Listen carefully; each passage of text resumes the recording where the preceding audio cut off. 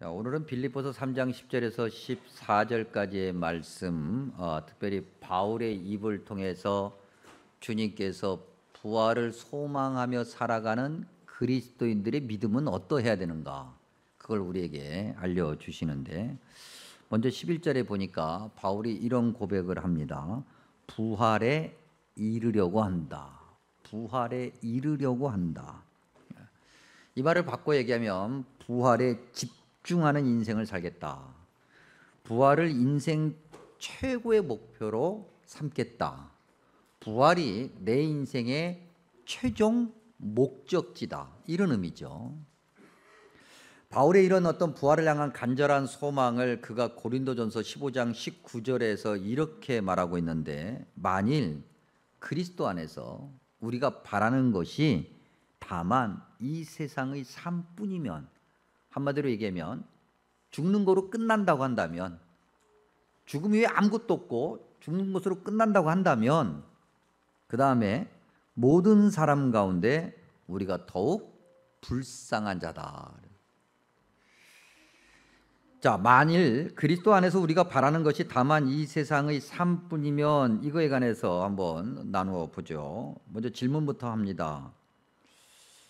몇 번 질문했는데 여러분 가운데서도 그렇게 아주 뚜렷하게 대답하는 걸 제가 못 들어봤는데, 또 한번 질문해 보죠. 왜 삽니까?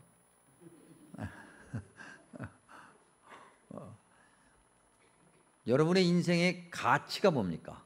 내가 살면서 내 인생의 가치는 이거다. 그게 뭔가요? 왜 살죠? 인생의 가치는 뭐고?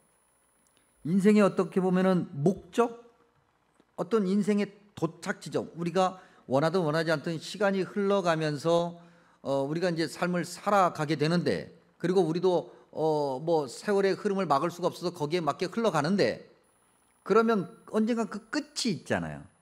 그 끝은 어디고 무엇이냐? 한번 답을 내려보시겠어요? 여러분, 우리가 일반적으로 답이라고 할 때, 특별히 정답이라고 할 때는 모든 사람이 의견 일치를 하는 것인데, 과연 이 질문에 정답이 있어요, 없어요? 물론 신앙 고백에는 있어요. 근데 일반적으로 우리가 얘기할 때 정답이 있을까라고 물어보면 정답이 있을 수가 없죠.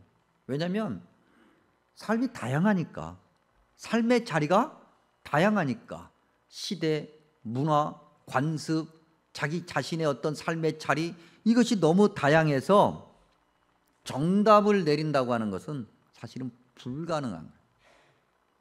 모든 삶이 서로 일치하지 않고 어떻게 보면은 모순으로 가득 차다. 제가 요즘에 소설을 읽습니다.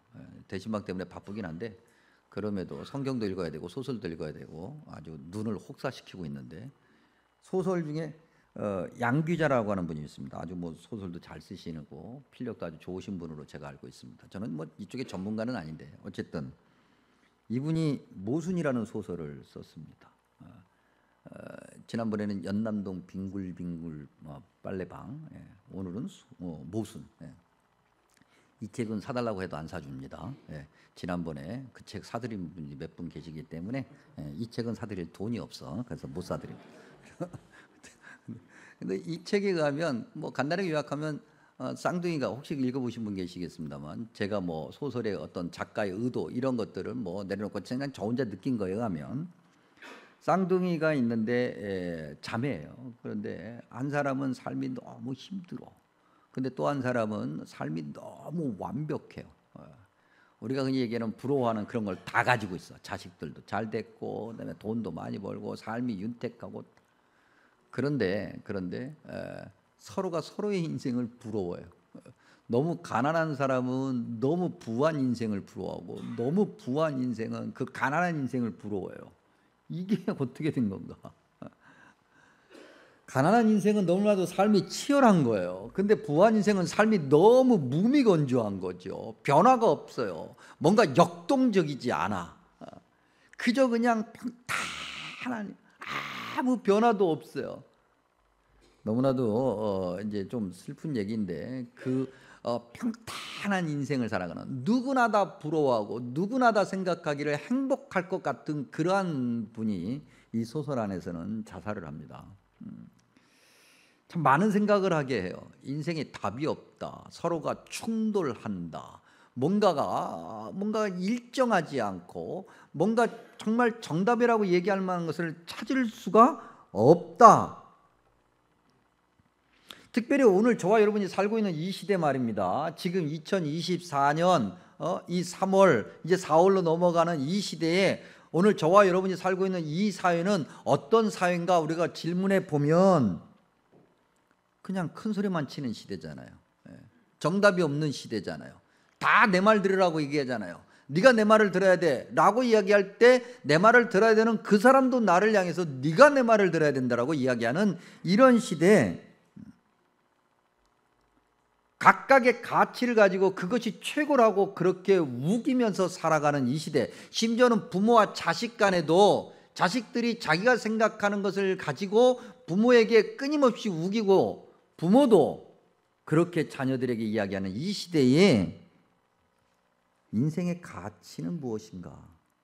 만약에 이런 시대에 정말 혼란하고 무질서하고 뭘 쳐다봐도 기쁘고 행복한 것을 찾기 어려운 이 시대에 이 세상의 삶뿐이면, 즉 그냥 인생 뭐 있어 살다가 그냥 때 되면 죽는 거지 라고 한다면 살 이유가 있을까?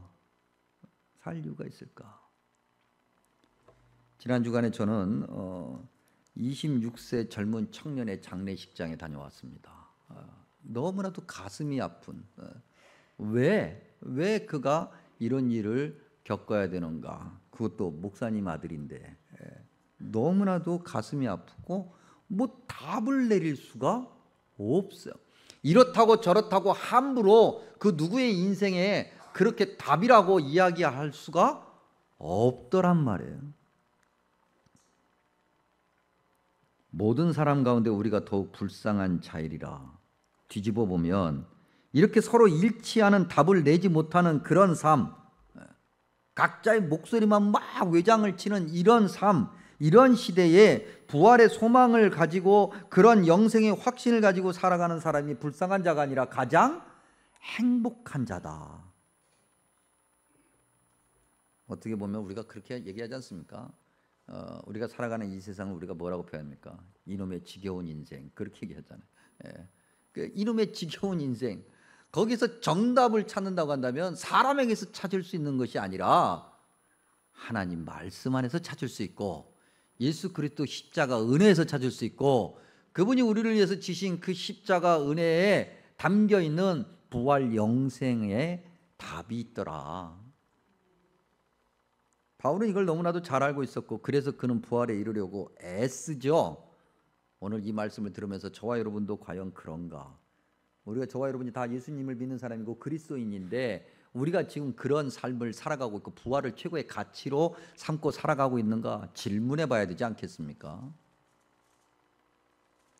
바울은 이야기합니다. 부활에 이르는 것, 그것이 자기 인생의 최고의 목표고 주님께서 바울을 통해서 오늘 저와 여러분에게도 동일한 말씀을 하고 계시는데 그가 이렇게 얘기합니다. 그 부활에 이르기 위해서, 그 부활에 다가가기 위해서, 그 부활의 인생을 살기 위해서 어떻게 해서든지, 여러분 이 어떻게 해서든지라고 하는 이 원어의 의미는요, 부활에 이르는 것, 그건 분명한 거고 내가 절대 놔서는 안 되는 건데 거기에 이르기까지 내 삶이 어떤 모습을 가져도 상관없다는 거예요. 때때로는 의심이 들기도 하고 불확실하게 느껴지기도 하고 우리의 연약함 때문에 우리의 믿음의 길이 비틀비틀 엉망이 되기도 하고 심지어는 내가 교만에 빠지기도 하고 잠시 잠깐이라 할지라도 죄에 들어갔다 오기도 하고 그런다 할지라도 내가 그 부활만을 바라보고 살아가는 내 인생에서 절대 벗어나지 않으리라. 분명한 확신이고 기대고요. 이거 아니면 아무런 의미가 없다고 하는 거죠. 여러분 초대교회 교인들 말이죠. 우리가 지금 베드로 서신을 나누다가 종료주일, 부활주일, 그 다음에 다음 주일까지 잠깐 우리가 베드로 서신을 지금 떠나 있는데 베드로 서신을 통해서 우리가 초대교회 교인들의 믿음을 보지 않았습니까? 그들은 부활, 주님께서 십자가에서 우리에게 확실하게 보여주신 그 부활을 붙들고 살아가기 위해서 그들의 인생이 죽음으로 몰려가도 상관하지 않았다. 어떻게 해서든지. 저와 여러분이 오늘 믿음 생활하면서 정말 모든 것을 다 잃어버린다 할지라도 그것만큼은 놓아서는 안 되겠다라고 하는 것이 오늘 바울을 통해서 우리에게 가르쳐 주시는 믿는 자의 올바른 삶의 모습인 거죠. 10절에 보니까 바울은 이러한 어떤 11절의 고백을 이미 구체적으로 담고 있는데 그것이 무엇인가를 좀 하나하나 살펴보면 먼저는 그리스도를 아는 것이 그 부활에 다다르고자 하는 인생의 내용이라는 거예요. 여러분 8절 한번 보겠습니다. 8절.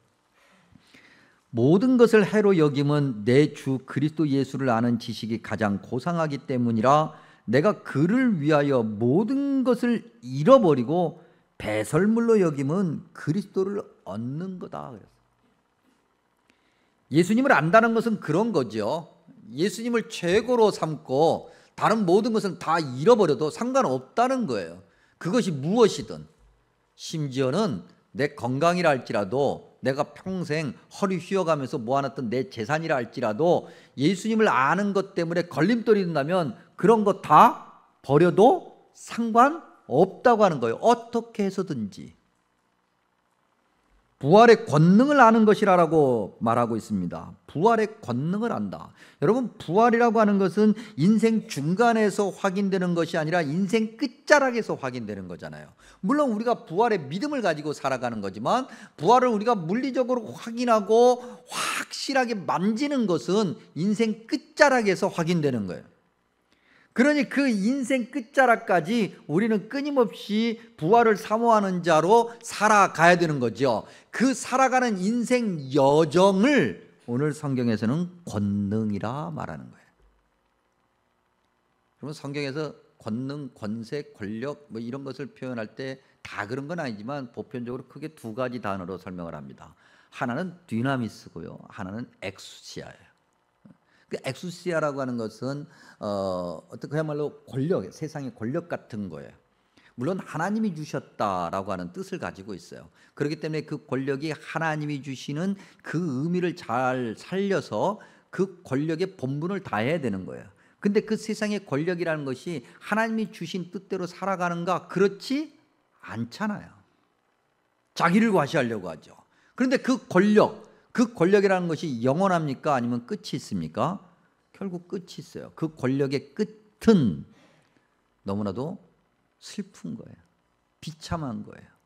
패배고 파멸이고. 여러분, 우리가 제국의 역사를 봐도 그렇지 않습니까? 절대 사라지지 않을 것 같던 그런 찬란했던 제국도 언젠가는 다 패망하잖아요. 그런데 디나미스는 그렇지 않아요. 부활을 사모하면서 부활의 인생을 살아가는 그 인생은 디나미스를 가지게 되고 그 디나미스를 쌓게 돼요. 그래서 권능이 되는 거죠. 사람들이 그 인생을 보고 진정한 영적 권위가 무엇인지를 알게 되고 그 권위를 두려워하게 되고 그 권위를 존경하게 되는 거예요. 그리스도인들이 저와 여러분이 그렇게 부활의 권능을 알아간다고 한다면, 그런 인생이 된다고 한다면 저와 여러분을 사람들이 보고, 교회를 사람들이 보고 존경해야 되는 거예요. 과연 우리가 그런가 확인해 봐야 되겠죠.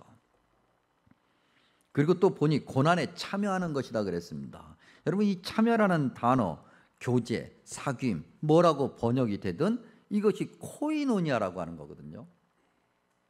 이건 그냥 멀리 떨어져서 이렇게 보는 게 아니에요. 내가 거기에 들어가는 거예요. 그런데 부활의 권능이라는 그런 표현과 고난에 참여한다라고 하는 것이 접속사 그리고로 연결되어 있어요. 이 그리고라고 하는 이 접속사 카이라고 하는데 이것은 앞과 뒤가 같다는 거예요. 뗄래야 뗄 수가 없는 거는.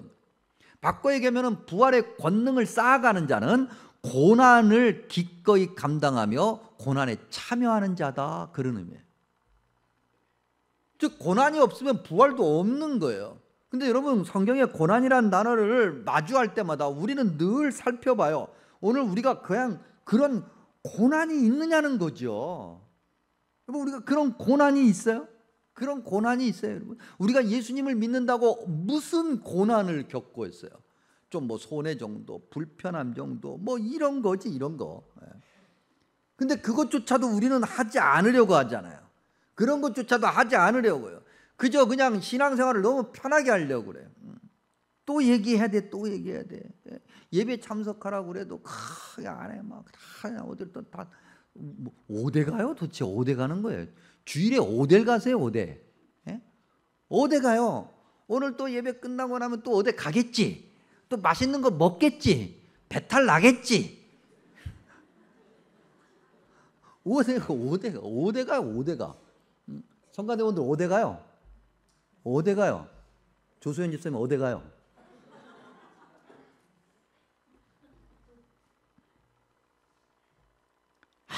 아무리 얘기해도 우리 교우들 가운데 우리 목사님 정말 대단하세요. 그건 한마디로 얘기하면 고집세다는 얘기죠. 포기할 만도 한데 끊임없이 얘기한다는 거예요. 그 얘기는 괄호치고 뭐예요? 그래봐야 안 듣는데 뭐 그 얘기 있잖아요. 자기가 안 듣는 것도 자기가 알거든. 근데 자기가 얘기해요. 김시일 목사가 성격이 나빠서 그러는 게 아니에요. 하나님께서 이렇게 말씀하시는 거잖아요. 성경은 항상 우리가 생각하는 그 정도로 말하지 않아요. 그 이상의 것을 말한다고요. 고난이 없으면 아니 뭐 고난은 이 시대에 뭐 생각도 안 하고 손해보는 정도, 불편한 정도가 없으면 부활의 권능을 가졌다고 말할 수 없고 부활의 끝자락에 못 갈 수도 있잖아요. 여러분, 그의 죽으심을 본받아 그랬어요. 여러분, 이 본받아라는 단어는 50대 50이라는 건데 이런 의미를 갖고 있어요. 여러분, 여러분들 그 예전에 한번 해보신 적이 있을 겁니다. 이렇게 종이를 접어놓고 이쪽에다가 그림을 그려요. 이쪽에다 그림을 그리고 이걸 접어. 그래서 다 붙여. 그리고 다시 펴. 그러면 이쪽 그림과 이쪽 그림이 같아요, 안 같아요? 같아지잖아요. 바로 그걸 이야기하는 거예요. 오늘 죽으심을 본받는다라고 하는 것은 주님께서 한쪽에다가 주님의 죽으심을 그려놨어요. 그리고 부활의 권능을, 부활을 약속해 주시고 부활의 소망을 가지고 살아가는 저와 여러분에게 반으로 접어요. 그래서 다시 펼쳐놓고 이것이 돼야 된다는 거예요. 그러니 주님께서 이 땅에 오셔서 호의호식하시고 뭔가 뭐 대단한 걸 누리고 뭔가 나의 인생, 나의 목표 이런 것이 아니라 정말 성부 하나님이 원하시는 것을 실천하기 위해서 그 십자가의 길을 가셨잖아요. 그러니 우리가 부활의 권능을 사모하고 부활에 이르려고 어떻게 쓰든지 그렇게 애쓰는 자라고 한다면 우리도 똑같이 본받아야 된다. 근데 이런 것들이 부족하게 되면 어떻게 될까? 심각해지는 거죠. 심각해지는 거예요. 그러니 여러분, 그냥 김실 목사가 못돼서 그렇게 얘기하는 것이 아니라 성격이 그렇게 좋지도 않기는 한데 인정은 해요. 네, 인정은 하는데 그래서가 아니라, 그러니 예배당 문을 나가면서 다 놓고 나갈 일이 아니라 정말 주님이 원하시는 것을 다시 생각해 봐야죠. 여러분, 갈라디아서 2장 20절에서 바울이 뭐라고 고백합니까? 내가 그리스도와 함께 뭐라고요? 십자가에 못 박혔나니. 이런 믿음이 아니면 안 된다는 거예요. 그런즉 이제 내가 사는 것이 아니요 오직 내 안에 누가 살아요? 그리스도께서 사시는 거예요. 그래요. 우리가 뭐 여러 가지 연약함 때문에 뭐 잠시 기웃거릴 수도 있고 뭐 죄에 빠질 수도 있고 뭐 그럴 수 있어요. 좋아요. 뭐 100번 1000번 양보해서 그러라는 것이 아니라, 그것이 옳다는 것이 아니라 우리의 연약함 때문에 그럴 수 있다 할지라도 우리가 그 부활의 자리로 다시 돌아오지 않으면, 그 고난의 자리로 돌아오지 않으면 안 되는 거예요. 14절에 보니까 표대다 그랬어요. 표대. 바울은 이것을 분명한 어떤 목적으로 삼는 거죠.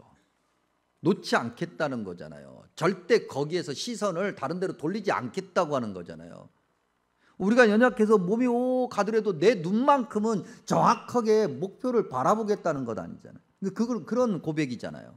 그래야 다시 돌아올 거니까. 12절과 14절에 달려간다. 그리고 달려간다 그랬어요. 달려가고 달려가는 거예요. 믿음은 그런 거예요, 여러분. 그리고 우리가 믿음 생활하면서 간혹가다 그런 얘기하죠. 뭐 방학이에요, 좀 쉬어요. 그전에는 그럴 수 있었어요, 여러분. 좋아요. 근데 오늘 말씀을 듣는 이 순간 이후부터는 그런 일이 있으면 안 되는 거예요, 여러분. 내 스스로 내 자체 방학이야. 오늘부터 내가 참 모든 것을 다 그만두고 내려놓고 내가 좀 쉴래. 근데 그 다음 날 갑자기 하나님을 탁 만났네? 그러면 주님께서 물어보실 거 아니에요. 야, 너 뭐 하다 왔냐? 자체 방학했는데요. 에이, 이놈아. 칭찬은 못 들을 것 같아. 주님, 힘들고 어려웠어요. 너무나도 고달팠어요. 그래도 내가 주님이 나에게 약속해 주신 그 부활 영생을 붙들고 살아가려고 몸부림쳤어요. 주님께서 얼마나 우리를 긍휼히 여기시고 얼싸안아 주시면서 그래, 잘했다, 수고했다, 충성스럽구나. 여러분, 우리가 이제 빌립보서 3장 말씀을 좀 더 읽다 보면 3장 20절에 이르게 됩니다. 3장 20절 한번 펴보시고 이 말씀 읽으면서 우리가 오늘 이 말씀의 결론으로 삼을 수 있을 것 같습니다. 3장 20절, 그러나 우리의 시민권은 하늘에 있는지라 거기로부터 구원하는 자 곧 주 예수 그리스도를 기다리노니. 아멘. 기도합니다. 좋으신 아버지 하나님, 부활주일 이렇게 주님 말씀을 듣게 하시니 감사합니다. 우리의 삶의 목표가 무엇이고 또 우리가 어디에서 무엇을 하고 있는지 다시 한번 돌아보게 하여 주옵소서. 아버지 하나님, 말씀을 들려주셨으니 그 말씀이 우리 삶을 바꾸게 하시고 우리의 모든 교만과 죄를 용서해 주셔서 주님이 원하시는 온전한 모습으로 서게 하여 주시옵소서. 주님만을 바라보고 주님께만 영광을 나타내며 그것으로 다시 복을 받는 귀한 인생 되게 하여 주옵소서. 예수님의 이름으로 간절히 기도하옵나이다. 아멘.